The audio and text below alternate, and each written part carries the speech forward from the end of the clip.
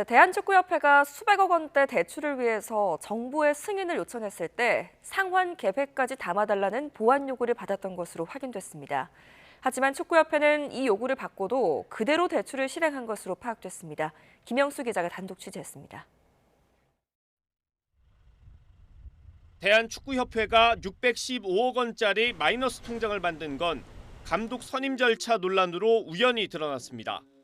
근데 원래는 승인을 받고 그렇게 해야 되는데 그렇게 안 한 것 자체가 사실은 위반을 한 거라서요.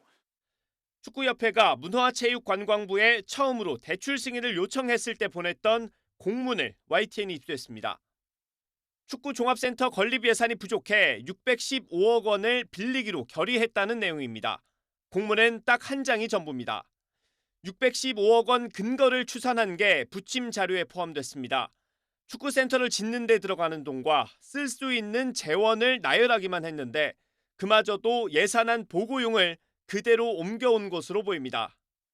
이사회와 대의원총회 속기록에는 질문 하나 없이 거액의 대출을 승인하는 과정이 담겼습니다. 축구협회가 이메일로 자료를 보낸 건 지난 2월 16일과 21일, 그리고 일주일 뒤 두 담당자가 만났습니다.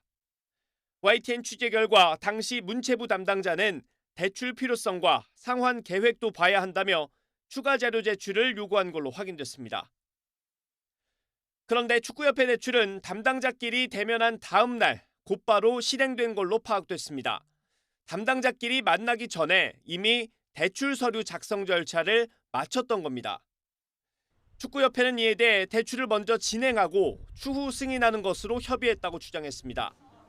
축구협회는 그러나 6개월이 지난 지금까지도 추가 자료를 내지 않았고 승인 절차도 멈췄습니다.